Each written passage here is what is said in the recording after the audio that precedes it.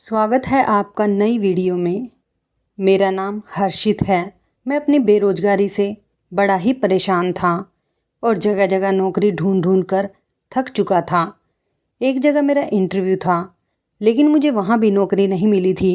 मैं वहाँ से आ रहा था, गर्मी बहुत तेज़ हो रही थी। सर उठाकर मैंने आसमान की तरफ देखा तो धूप चिलचिलाती हुई आँखों में लग रही थी। मेरी आँखें नहीं खुल रही थी, माथे पर पसीना आ रहा था। तो मैंने साफ़ किया और गहरी सांस ली। आसपास देखने लगा कि आज तो सूरज भी आग उगल रहा था। ऐसा लग रहा था जैसे आज तो सूरज भी मुझे आजमा रहा है। पहले ही अपनी ज़िंदगी में इतने धक्के खा खा कर मैं तंग आ चुका था। ऊपर से आज इस गर्मी ने भी मेरा दिमाग ख़राब कर दिया था। मैं अपने हाथ में पकड़ी हुई फाइल को अपने सर पर रखकर खुद पर छाँव बनाने की तलाश करने लगा। कम से कम कुछ देर के लिए खड़ा होकर अपने शरीर को ठंडक ही पहुंचा लूं। सड़क किनारे में तेज़ तेज़ कदम उठाता हुआ चलता जा रहा था। तभी अचानक मुझे एक पेड़ नज़र आया। मैं उस पेड़ के नीचे आकर खड़ा हो गया। पूरी सड़क पर चारों तरफ धूप ही धूप थी। इस पेड़ की छाँव में खड़े होकर मुझे कुछ सुकून मिल गया था। अपने बैग से पानी की बोतल निकालकर जैसे ही मैंने पानी पीने के लिए मुंह लगाया तो पानी भी ख़त्म हो चुका था। पानी की एक बूंद भी बोतल के अंदर मौजूद नहीं थी। प्यास की वजह से मेरा बुरा हाल हो चुका था। दूर दूर तक कहीं भी मुझे नल नज़र नहीं आ रहा था। प्यास से गला सूखा जा रहा था। हर कोई अपने अपने कामों में बिजी था। एक मैं ही था जो बेरोज़गार और बदनसीबी लेकर पैदा हुआ था। बचपन से लेकर जवानी तक पहुँचते पहुँचते मैंने बहुत सारे सबक सीख लिए थे। पानी की खाली बोतल लेकर मैं आसपास नज़रें दौड़ाने लगा कि कहीं से पानी का अरेंजमेंट हो जाए, लेकिन मुझे कहीं भी पानी नज़र नहीं आ रहा था। अगर कहीं कोई नल दिख जाता तो मैं उस बोतल को ही भर लेता। अभी मैं आसपास देख ही रहा था कि अचानक मुझे महसूस हुआ जैसे मेरे पास कोई खड़ा हुआ है। तभी किसी ने मेरे आगे हाथ बढ़ा दिया। मैं कंफ्यूज हो रहा था। मैंने जैसे ही उस हाथ की तरफ देखा तो उस हाथ में ठंडे पानी की बोतल थी। वो हाथ मेरी तरफ बढ़ रहा था। वो बिल्कुल गोरा दूध जैसा सफ़ेद हाथ था। उसने सोने की अंगूठी और चमकीली चमकीली चूड़ियाँ पहन रखी थी। मैंने जब सामने की तरफ उस इंसान की तरफ देखा तो मैं चौंक गया था। वो एक औरत थी जिसने गुलाबी रंग की साड़ी पहनी हुई थी। वो औरत बहुत ज़्यादा खूबसूरत थी। उसकी उम्र तो 40 साल लग रही थी, लेकिन इतनी उम्र होने के बावजूद भी उसका शरीर ऐसा था जैसे किसी 20-25 साल की लड़की का होता है। उसने अपने आप को बहुत फिट बनाकर रखा हुआ था। उसकी आंखों में अजीब सी चमक थी और चेहरे पर मुस्कुराहट थी। उसने हाई फाई मेकअप कर रखा था। कहने लगी, ये लो पानी पी लो, तुम्हें प्यास लग रही थी ना? मैं वहाँ दूर से खड़ी हुई तुम्हें काफ़ी देर से देख रही हूँ। तुम मुझे कुछ परेशान नज़र आ रहे हो। जैसी तुम्हारी हालत है, तुम्हारी हालत को देखकर लगता है कि तुम बहुत ज़्यादा ही परेशान हो। मैंने ठंडे पानी की बोतल को पकड़ा और वहीं पर खड़े होकर पानी पीने लगा, क्योंकि अब मैं भी ज़्यादा देर पानी के बिना नहीं रह सकता था। मुझे बहुत तेज़ प्यास लग रही थी। एक ही सांस में मैं वो पानी ख़त्म कर चुका था। मैंने वो बोतल उस औरत को वापस कर दी। वो इतनी ज़्यादा खूबसूरत थी कि आसपास के काफ़ी सारे मर्द उसे घूर घूर कर देख रहे थे। वो एक बड़ी सी गाड़ी में आई हुई थी। देखने में काफ़ी अमीर लग रही थी। उसका हुलिया बता रहा था कि वो बहुत अमीर और अच्छे परिवार से बिलोंग करती है। मैंने उस औरत को थैंक यू कहा और उन्हें बताया कि मैं यहाँ पर पास में ही अपने जॉब इंटरव्यू के लिए आया था। काफ़ी टाइम से जॉब ढूंढ रहा हूँ, लेकिन जॉब है कि मिल ही नहीं रही। मैं भारत के ही कई बेरोज़गार लड़कों में से एक हूँ। काफ़ी जगह पर नौकरी के लिए इंटरव्यू दे चुका हूँ, लेकिन हर बार मेरी किस्मत मुझे सिर्फ अंगूठा ही दिखा देती है। जानता हूँ कि हर जगह सिफारिश के थ्रू ही नौकरी मिल पाती है, लेकिन मेरी सिफारिश लगाने वाला तो कोई भी नहीं है। मेरे इतना पढ़ा लिखा होने का भी कोई फ़ायदा नहीं। फ़िलहाल आपका थैंक यू। मैंने उस औरत को 1-2 बार फिर थैंक यू कहा और जल्द से जल्द मैं अपने घर जाना चाहता था, क्योंकि घर जाकर मुझे अपनी बीमार माँ और जवान बहन के लिए खाने की सब्ज़ी वगैरह भी लेकर जानी थी। मैं यहाँ से खाना पकाने के लिए कुछ लेकर जाता तभी मेरे घर में मुझे बना हुआ खाना मिलना था, क्योंकि एक मैं ही था जिसके ऊपर घर की सारी जिम्मेदारी थी। इसलिए मैं अपना यहाँ पर टाइम वेस्ट नहीं कर सकता था। इस औरत को शुक्रिया अदा करके मैं वहाँ से तेज कदम उठाते हुए उस औरत के पास से निकलकर अपने घर की तरफ जाने लगा था। पैसे बचाने के चक्कर में मैं ज़्यादा से ज़्यादा पैदल जाता था, क्योंकि रिक्शा में भी पैसे ही दिए जाते हैं। कोई हमें फ्री में तो घर तक नहीं छोड़ सकता, और यहाँ मेरे पास पैसों की बहुत ज़्यादा कमी थी। बहुत सोच समझ कर चलना पड़ता था। अभी मैं भीड़ भाड़ वाली जगह से निकलकर आगे बढ़ा ही था कि मुझे लगा जैसे कोई मेरा पीछा कर रहा है। मैंने जैसे ही पीछे मुड़कर देखा तो वो गुलाबी साड़ी वाली औरत मेरा पीछा करते हुए आ रही थी। वो मुस्कुराते हुए एक बार फिर मेरी तरफ देखने लगी थी। मैं कुछ समझ नहीं पाया था। मैंने सोचा कि हो सकता है कि उस औरत का घर भी इसी रास्ते पर हो, लेकिन वो पैदल क्यों आ रही थी। यही बात सोचते हुए मैं चल रहा था। फिर वो मेरे बराबर में आकर मेरे कदम से कदम मिलाकर चलने लगी, तो एक सेकंड के लिए मैं रुक गया था। मेरे रुकने पर वो भी रुक गई और फिर स्टाइल बनाकर खड़ी हो गई और लगातार मुझे देखने लगी। उस औरत की हरकतें मुझे बहुत अजीब लग रही थी। मुझे तो वो औरत कोई मेंटल सी लगने लगी थी, लेकिन इतनी खूबसूरत औरत भला मेरा पीछा क्यों कर रही थी। फिलहाल मेरी खुददारी मेरे बीच में आ रही थी और मैं उस औरत की चालाकी को अच्छे से समझ रहा था। मैंने घूर कर उसे देखा और कहने लगा कि क्या बात है मैडम, आप मेरा पीछा क्यों करती हुई आ रही हो। मैंने आपको थैंक यू बोल दिया है, क्या अब आपको पानी के भी पैसे देने पड़ेंगे।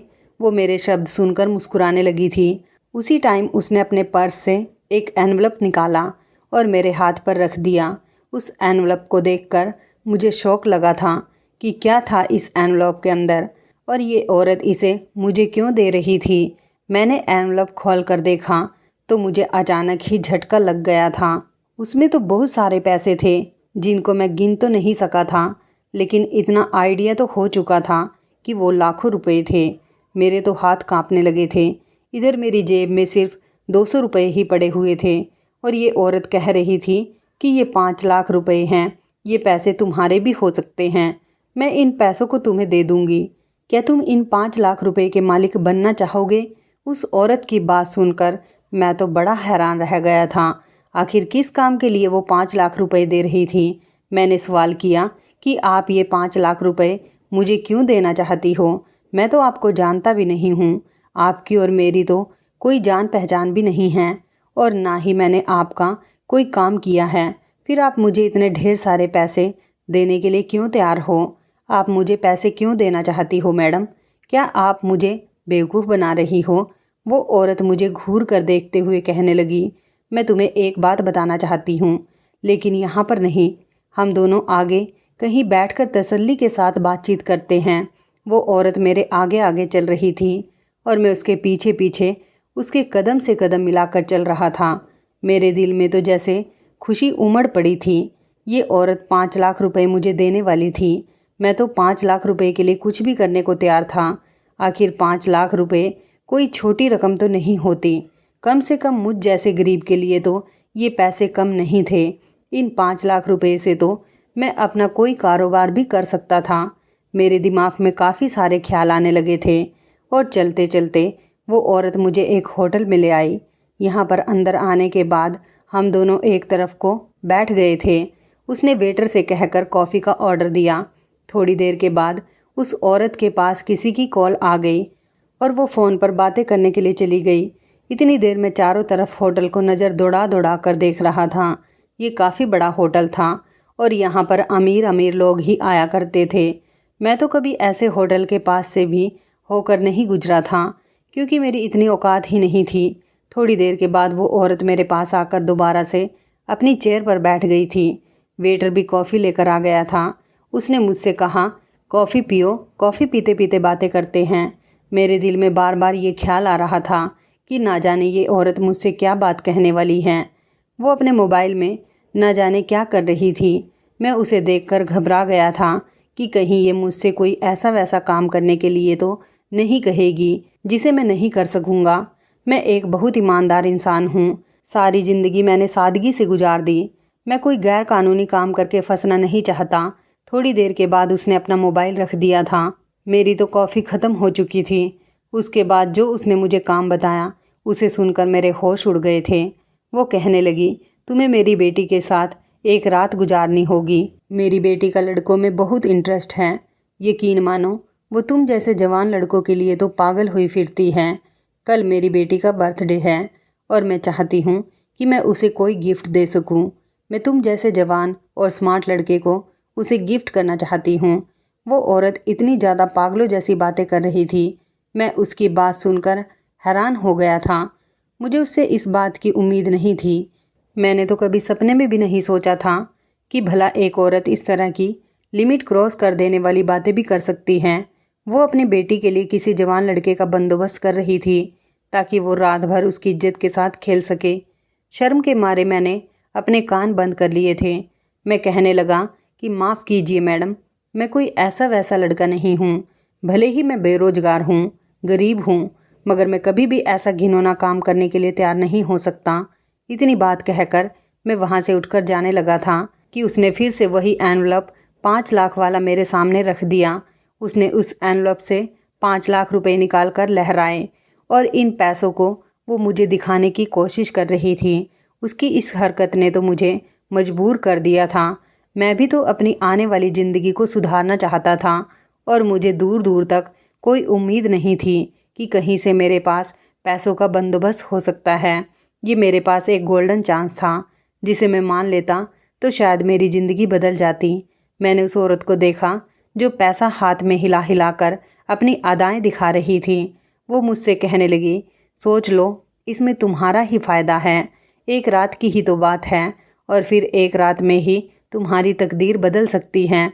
मुझे तो तुम ज़रूरतमंद लगे, इसलिए मैंने सोचा कि मैं तुम्हारी मदद कर देती हूँ, वरना मेरी बेटी को लड़कों की कोई कमी नहीं है। सिर्फ एक रात गुजारने की तुम्हें इतने पैसे मिल रहे हैं, फिर इसमें परेशानी वाली क्या बात है? या फिर तुम इस काबिल ही नहीं हो कि तुम किसी लड़की के साथ एक रात गुजार सको? ये बात कहकर वो खामोश हो गई और मुस्कुराने लगी थी, जबकि मैं बहुत ज़्यादा शर्मिंदा हुआ था। मैं सोच रहा था कि क्या करूं? क्या इस औरत की बात मान लूं या इस औरत को इनकार कर दूं और घर चला जाऊं? घर में भी बहुत ज़्यादा तंगी आई हुई है। मेरी माँ भी बीमार है। मेरी कुछ समझ नहीं आ रहा था कि मैं क्या करूं। एक जवान बहन भी है जिसकी मुझे शादी करनी है। मेरे अलावा मेरी बहन और माँ का कोई सहारा भी तो नहीं है। हमारा छोटा सा ही घर था। मेरे पिता भी काफ़ी सालों पहले मर चुके थे। मेरी माँ के पास भी कुछ भी नहीं था। मेरी माँ ने मुझे जैसे तैसे पढ़ाया लिखाया था, लेकिन फिर भी मुझे नौकरी नहीं मिल पा रही थी। मैं था तो बेरोजगार ही। मैंने जल्दबाजी में फ़ैसला कर लिया कि मैं उस औरत की बात मानने के लिए तैयार हूँ।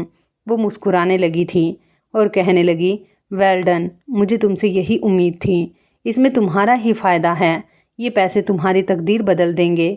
उसके बाद उसने 5 लाख रुपए में से मुझे 50,000 रुपये एडवांस दे दिए थे।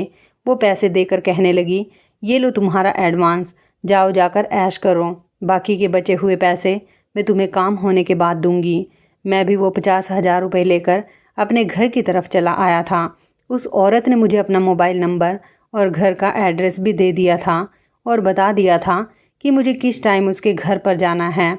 मैं अपने घर गया तो मैं बाज़ार से खाना लेता हुआ चला गया था, क्योंकि मुझे घर लौटते हुए काफ़ी देर हो गई थी। इसलिए मैं होटल से ही खाना लेकर चला गया था।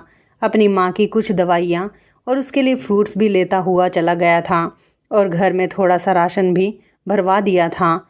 मेरी माँ ने मेरे हाथों में इतना सारा सामान देखा और देखा कि आज पकाने के लिए कोई सब्जी नहीं लेकर आया हूँ, बल्कि पका पकाया ही खाना लेकर आया हूँ। ये देखकर मेरी माँ हैरान रह गई थी, क्योंकि आज से पहले मैं इतना ज़्यादा सामान लेकर कभी भी घर में नहीं आया था। मेरी माँ और बहन मुझसे सवाल करने लगी कि तुम ये सब कुछ कैसे लेकर आए हो? इतने पैसे तुम्हारे पास कहाँ से आए? सुबह तो तुम कह रहे थे कि तुम्हारे पास पैसे नहीं हैं। अपनी माँ की बात सुनकर मैं थोड़ा सा घबरा गया था। माँ तो माँ होती है और माँ के सामने मैं क्या झूठ बोल सकता था। हाथ धोते हुए मैं माँ से कहने लगा, माँ, मेरी जॉब लग गई है। उन्होंने मुझे एडवांस दिया है।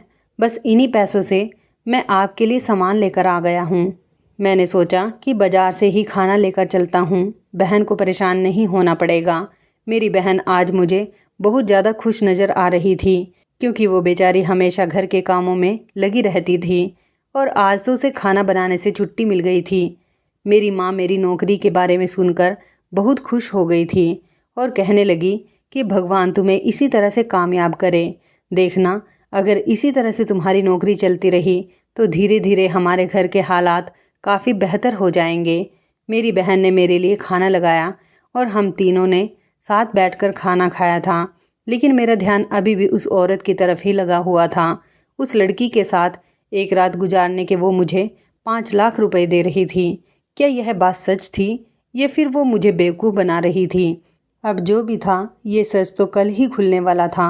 मैं अगले दिन फिक्स टाइम पर तैयार होकर घर से निकलने लगा तो मेरी माँ ने मुझसे सवाल किया कि बेटा, तुम कहाँ जा रहे हो इतना तैयार होकर? मैंने माँ से कहा कि मैंने आपको बताया था ना कि मेरी नौकरी लग गई है, बस वहीं जा रहा हूँ। आप भगवान से प्रार्थना कीजिएगा कि आपका बेटा कामयाब हो जाए। अगर आपका बेटा कामयाब हो जाएगा तो हमारा पूरा भाग्य बदल जाएगा। मेरी माँ ये बात सुनकर बहुत खुश होने लगी और मैं घर से निकल आया था। रिक्शा पकड़कर मैं उस औरत के बताए हुए एड्रेस पर चला गया था। मैं उस औरत के घर पहुंच चुका था।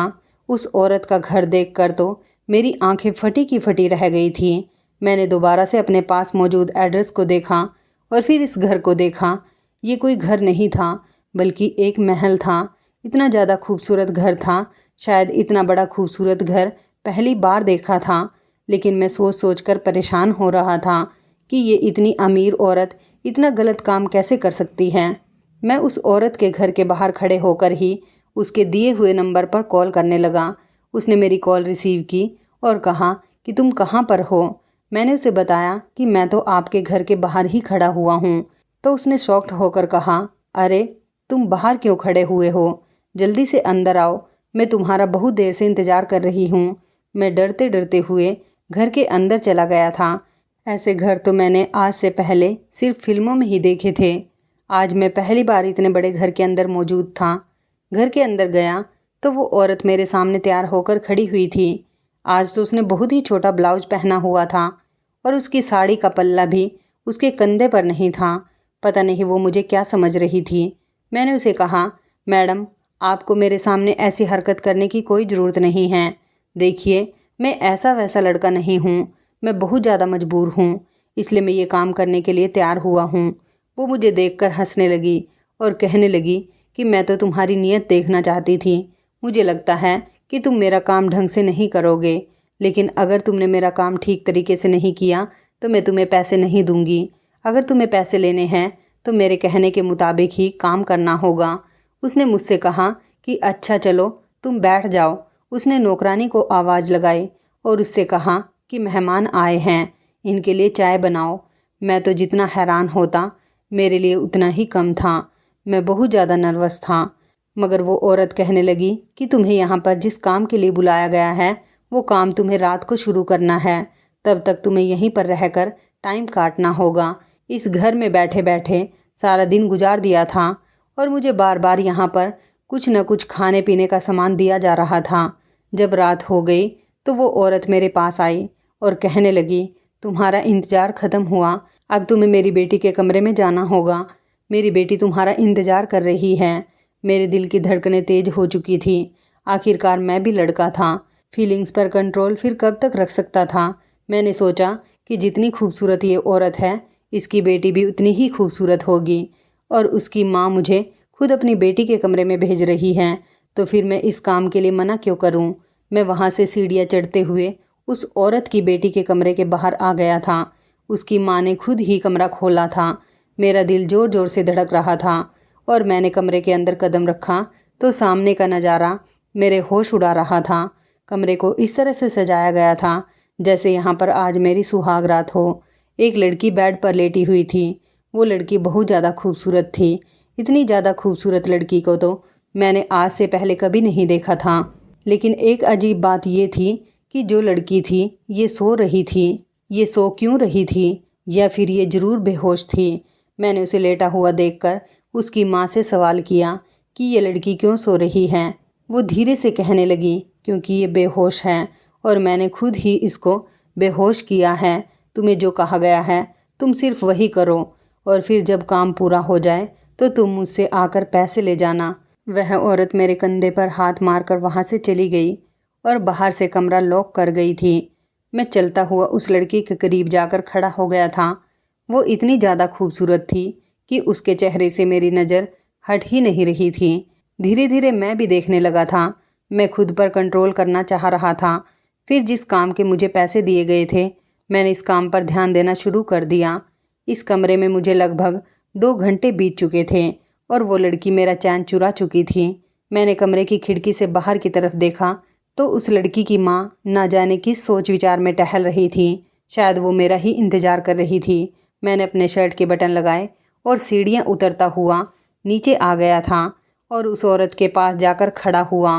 वो घूरते हुए नज़रों से मेरा चेहरा देखने लगी।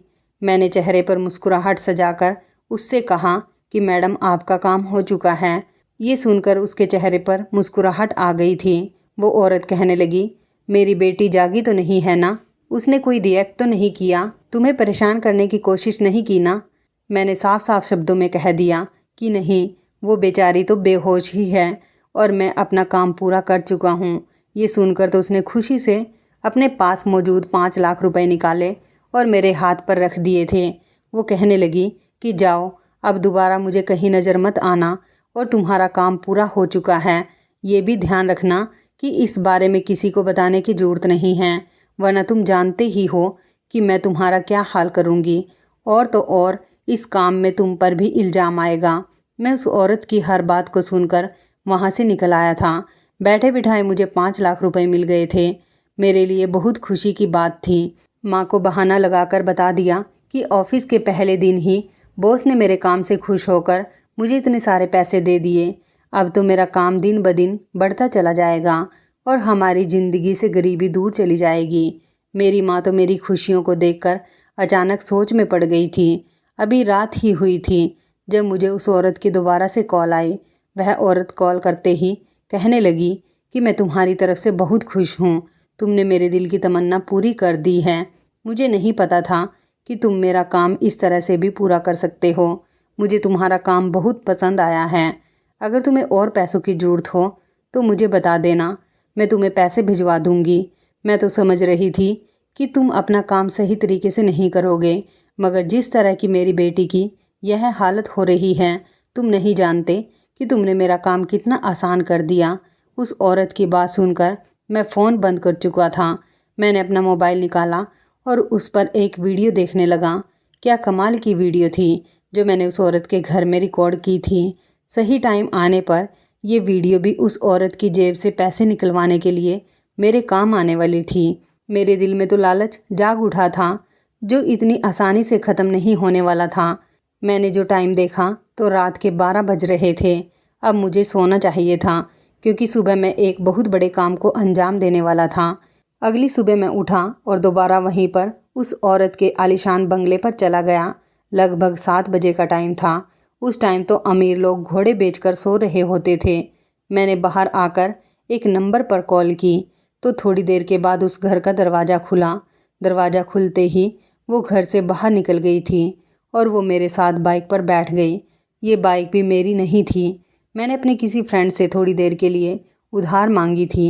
मुझे अब सीधा कोर्ट जाना था, जहाँ मैं इस लड़की के साथ कोर्ट मैरिज करने वाला था। जैसे ही कोर्ट के बाहर खड़े होकर मैंने उस लड़की को देखा तो वो अपने चेहरे को झुकाकर खड़ी हुई थी। उस लड़की की उम्र लगभग 20 साल थी और उसका नाम अंजलि था। वो बहुत ज़्यादा खूबसूरत थी। उसकी बड़ी बड़ी आंखों में आंसू भी थे। जो कदम वो मेरे साथ उठाने जा रही थी वो उसकी ही भलाई के लिए था। मगर अफसोस, कल के गुजरे हुए हालात हमें याद आने लगे। उसके बाद ही मैंने ये फ़ैसला किया था कि मैं इस लड़की के साथ शादी कर लूँगा। कुछ देर बाद कानूनी तौर पर हम दोनों पति पत्नी बन चुके थे। मैं उसकी फीलिंग्स को महसूस कर सकता था। वो बेचारी बहुत ज़्यादा परेशान थी। उसका पूरा शरीर कांप रहा था। वो बिल्कुल खामोश थी और उसकी आंखें बार बार नम हो रही थी। जब उसने कोर्ट मैरिज के पेपर पर साइन किए थे वो बेचारी फूट फूट कर रो रही थी, मगर ऐसा करना भी तो बहुत ज़रूरी था। कल रात जब मैं कमरे में गया था तो वो औरत जब कमरा बंद करके वहाँ से चली गई थी तो मैंने एक नज़र उस लड़की को देखा। वो लड़की बहुत ज़्यादा खूबसूरत थी, किसी हीरोइन से कम नहीं लग रही थी। मेरी नज़र उसकी खूबसूरती से हट ही नहीं रही थी। उसकी खूबसूरती को देखकर मैं क्या, कोई भी लड़का उसका फ़ायदा उठाने के लिए पूरी तरह से तैयार हो जाता, मगर उसके चेहरे पर एक अजीब सी मासूमियत मुझे नज़र आ रही थी और उसकी शराफत देखकर मेरा दिल मुझे गलत काम करने से रोक रहा था। मैं भी तो बहुत ज़्यादा मजबूर था और मुझे पैसों की ज़रूरत थी। मैं बहुत ज़्यादा कंफ्यूज हो गया था। मैं कमरे में इधर उधर टहल टहल कर सोच रहा था कि भगवान मुझे कोई सही रास्ता दिखा दे कि मैं कुछ गलत भी ना कर सकूं और मुझे पैसे भी मिल जाएं। अभी मैं यही सब कुछ सोच रहा था कि अचानक मुझे टेबल पर एक डायरी रखी हुई नज़र आई। ये डायरी ऊपर से बहुत ज़्यादा खूबसूरत थी। इस डायरी को शायद इस लड़की ने अपने हाथ से ही बनाया था। मैंने डायरी को खोला और पढ़ने के लिए बैठ गया। उस डायरी में उस लड़की की पूरी इन्फॉर्मेशन लिखी हुई थी और उसकी ज़िंदगी की कहानी भी थी। इस डायरी में लिखा हुआ था कि ये औरत मेरी सौतेली माँ है, जिसने सबको यह साबित किया हुआ है कि मैं पागल हूँ और ये मुझे पागल साबित करके इस घर से निकाल देना चाहती है। मैं अपनी सौतेली माँ से बहुत तंग आ गई हूँ। मैं जीना नहीं चाहती क्योंकि मैं ऐसी ज़िंदगी नहीं गुजार सकती जहाँ पर मेरे अपने ही मेरा यकीन ना करें। ये औरत हमेशा मुझे मेरे पिता की नज़रों में गिराने के लिए तैयार रहती हैं। मेरे पिता मुझसे नाराज़ रहने लगे थे। उन्हें भी यही लगता है कि मैं पागल हूँ और पागलों जैसी हरकतें करने लगी हूँ, लेकिन मैं पागल नहीं हूँ। मैं तो बिल्कुल ठीक हूँ। ये औरत मुझे घर से निकालकर मेरे हिस्से की जायदाद अपने नाम करवाना चाहती है। और भी इस डायरी में बहुत सी बातें लिखी हुई थी जिन्हें पढ़कर मेरा दिल दहल गया था। इस लड़की ने लिखा हुआ था कि मेरी सौतेली माँ मेरे साथ काफ़ी कुछ गलत कर चुकी है। अब मेरे अंदर बर्दाश्त करने की शक्ति ख़त्म हो गई है। अब आगे अगर उसने मेरे साथ कुछ भी गलत करने की कोशिश की और मेरे पिता की नज़रों में मुझे गलत साबित किया तो मैं सुसाइड कर लूँगी। उस लड़की की कहानी में बहुत दर्द था। वो बेचारी बचपन से ही बहुत परेशान थी। मुझे उस बेचारी लड़की पर बहुत तरस आ रहा था और अब उसकी सौतेली माँ थी कि उसने मुझे काम दिया था कि मैं उसके साथ एक रात गुजारूं। मैं समझ गया था कि उसकी माँ उस पर गलत आरोप लगाकर उसे बदनाम करना चाहती है ताकि वो अपने पिता की नज़रों में गिर जाए और उसका पिता अपनी जायदाद से अपनी बेटी को बेदखल कर दे। भले ही मैं उस औरत का काम करने के लिए तैयार हो गया था, लेकिन मेरी ईमानदारी मुझे ये काम करने से रोक रही थी। अब तो मैं समझ गया था कि अगर उस लड़की के साथ और ज़्यादा गलत किया गया तो ये लड़की अपनी जान ले लेगी और मैं एक मासूम लड़की को अपनी वजह से मरने नहीं देना चाहता था। अगर वो होश में होती और अपनी मर्जी के साथ ही सब कुछ करती तो भी शायद मेरी ईमानदारी मुझे उसके साथ सब कुछ करने से रोक लेती, मगर वो बेखबर सो रही थी।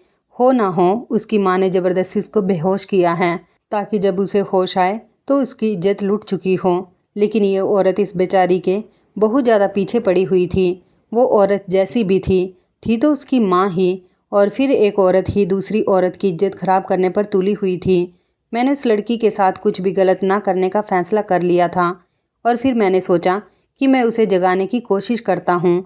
कई बार मैंने उसे उठाने की कोशिश की मगर वो जाग ही नहीं रही थी। कुछ देर बाद बार बार आवाज़ों की वजह से उसे होश आ चुका था। जैसे ही वो जागी उसने अपने कमरे के चारों तरफ देखा और फिर मुझे देखा तो वो बहुत घबरा गई और रोने लगी। कहने लगी कि तुम कौन हो और यहाँ मेरे कमरे में क्या कर रहे हो। वो चीख कर मुझसे दूर हट गई। उसकी आवाज़ भी उसके जैसी ही प्यारी थी। मैं उसे तसल्ली देते हुए कहने लगा, तुम्हें डरने की ज़रूरत नहीं है, मैं तुम्हें सब कुछ बताता हूँ, मैं कोई गलत इंसान नहीं हूँ। इसके बाद मैंने उसे वो सब कुछ बता दिया जो उसकी माँ ने मुझे उसके साथ करने के लिए कहा था और उसके बदले में मुझे 5 लाख रुपए देने का वादा भी किया था। ये सुनकर तो उसको अपने कानों पर विश्वास नहीं हो रहा था। वो अपने हाथों में अपने चेहरे को छुपाकर फूट फूट कर रोने लगी और कहने लगी, मुझे पता था कि मेरी सौतेली माँ बहुत घटिया औरत है, लेकिन मुझे ये नहीं पता था कि वो एक औरत होते हुए इतनी भी गिर सकती हैं। सही कहा है किसी ने कि सौतेली माँ सौतेली ही होती हैं। वो कभी भी आपके साथ सगे जैसा बिहेव नहीं कर सकती। वो मुझे अपने बारे में बताते हुए कहने लगी, जब मैं 10 साल की थी मेरी माँ की बीमारी के कारण मौत हो गई। मैं अपने माता पिता की इकलौती बेटी थी। मेरे पेरेंट्स मुझ पर जान न्यौछावर करते थे। हमारे पास किसी चीज़ की कोई कमी नहीं थी। मेरे पिता ने मेरे जन्म के बाद ही ये बंगला मेरे नाम कर दिया था और जो उनकी बड़ी प्रॉपर्टी थी वो मेरे पिता ने मेरी माँ के इलाज पर ख़त्म कर दी थी, क्योंकि वो माँ को हर तरह से बचाना चाहते थे। उन्होंने पैसों को पानी की तरह बहाया था, लेकिन फिर भी मेरी माँ नहीं बच सकी। फिर एक दिन मेरी माँ हमें इस दुनिया से छोड़कर चली गई। इसके बाद मेरे पिता ने मेरी माँ की मौत के गम को अपने दिल से लगा लिया और वो इसी गम में बर्बाद होते चले गए। उन्होंने अपने बिजनेस पर भी कोई ध्यान नहीं दिया। मेरे पिता बर्बाद होते चले गए। ये बंगला मेरे नाम था, मैं इस बंगले की मालकिन थी और मैं भी अपने आप को बहुत अकेला महसूस करने लगी थी। मुझे पढ़ाई भी करनी होती थी, लेकिन कुछ बातें ऐसी होती हैं कि एक मर्द सिर्फ अपनी पत्नी से ही कर सकता है। मैं बेटी होकर अपने पिता का भरपूर ख्याल रखती थी, मगर फिर भी अपनी पढ़ाई में बिजी होने की वजह से मैं अपने पिता के साथ ज़्यादा टाइम स्पेंड नहीं कर पाती थी। मेरे पापा को उनके रिश्तेदारों ने समझाया कि उन्हें दूसरी शादी करनी चाहिए। अब मेरी उम्र 15 साल हो गई थी और मैं धीरे धीरे जवान होने लगी थी और इसी तरह मेरे पापा की शादी इस औरत के साथ हो गई, क्योंकि ये मेरे पापा के दोस्त की बहन थी और ये तलाकशुदा भी थी और इस औरत के पति ने इसे तलाक देकर घर से निकाल दिया था। मेरे पिता ने शादी करके इसे हमारे घर में सहारा दिया। मेरे पापा को लगता था कि ये औरत मेरे पापा और उनकी बेटी का बहुत ख्याल रखेगी। मुझे भी अपने पापा की दूसरी शादी से कोई ऐतराज़ नहीं था, क्योंकि मैं सोचती थी कि इस तरह से मेरे पापा का अकेलापन दूर हो जाएगा और मुझे भी माँ का प्यार मिल जाएगा। लेकिन उस औरत ने घर में आने के बाद एक के बाद एक मेरे खिलाफ चाल चली, क्योंकि वो औरत अच्छे से जानती थी कि इस बंगले के अलावा मेरे पापा के पास और कोई प्रॉपर्टी नहीं है, क्योंकि जो बची कुची प्रॉपर्टी थी वो काफ़ी सालों पहले मेरी माँ के इलाज में ख़त्म हो चुकी थी। अब जो कुछ भी था वो यही है। मेरे पापा का बिजनेस बहुत अच्छा है, वो काफ़ी सारा पैसा कमाते हैं, क्योंकि उन्होंने दूसरी शादी करने के बाद अपने बिजनेस पर दोबारा से ध्यान देना शुरू कर दिया था। लेकिन उस औरत को हमेशा यही बात खलती रही कि ये बंगला उनके पति की बेटी के नाम क्यों है। हालांकि वो अब मेरे पिता की पत्नी बनकर इस घर में आ गई थी, तो ये बंगला उनके नाम होना चाहिए था। मैं उसको अपनी माँ समझकर उसके करीब जाती थी, लेकिन वो औरत हर बार मुझे धुतकार देती थी।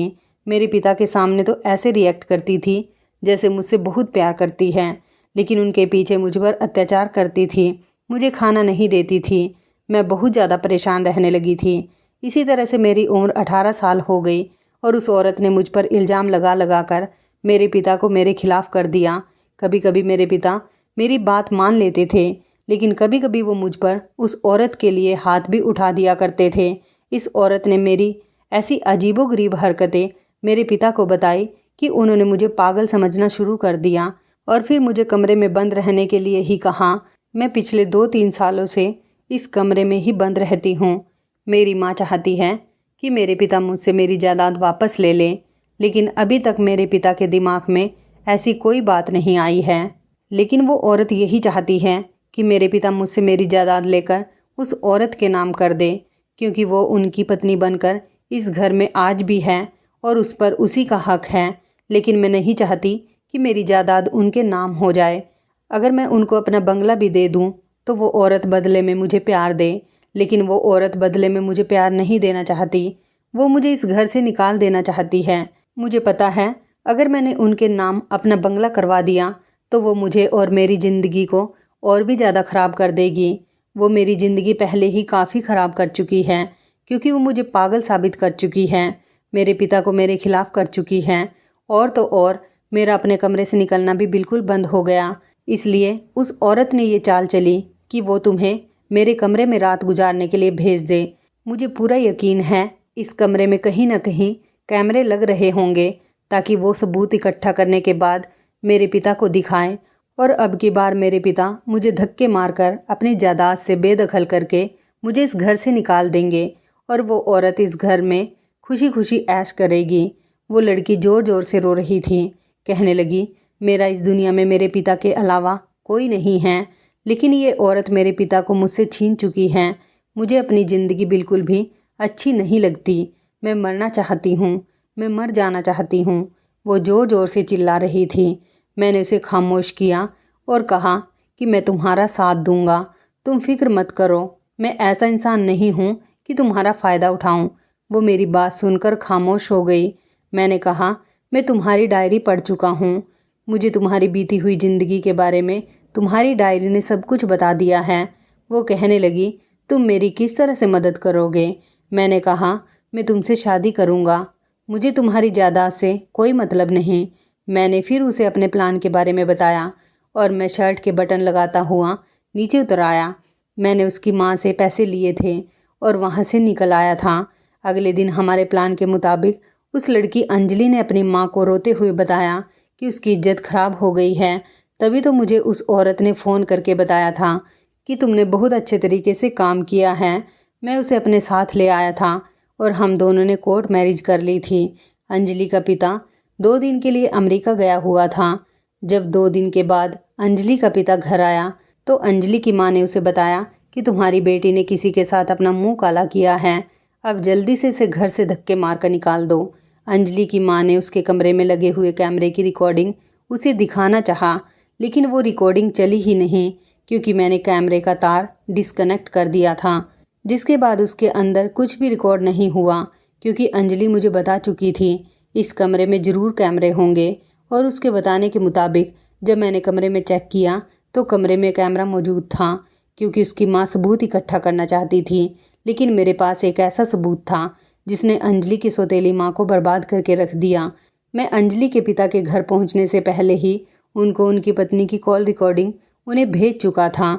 जब अंजलि की माँ ने दूसरे दिन कॉल करके मुझसे कहा कि तुमने मेरी बेटी के साथ बहुत अच्छा काम किया है, मैं ऐसा ही चाहती थी कि उसकी ज़िंदगी बर्बाद हो जाए और वो फूट फूट कर रोए, और वो इसी तरह से रो रही हैं।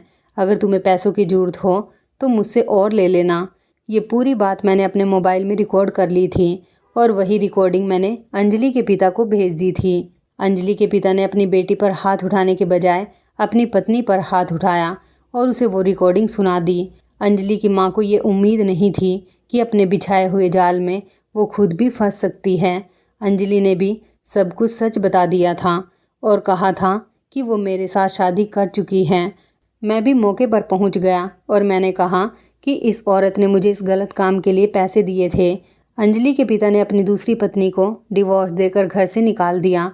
अब अंजलि की सौतेली माँ दर दर की ठोकरें खा रही हैं और अंजलि के पिता ने खुशी खुशी मेरी और अंजलि की शादी धूमधाम से कर दी।